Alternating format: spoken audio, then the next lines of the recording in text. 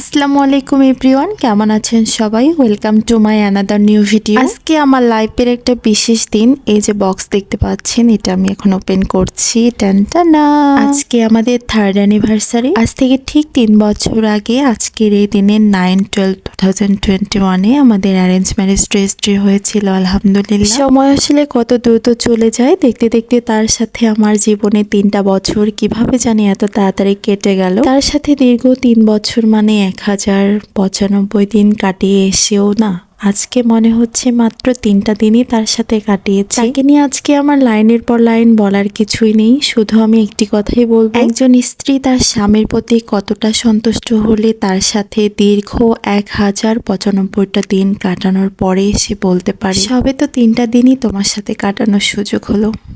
এরই মধ্যে দিনগুলো কেমন চলেও গেল দেখো।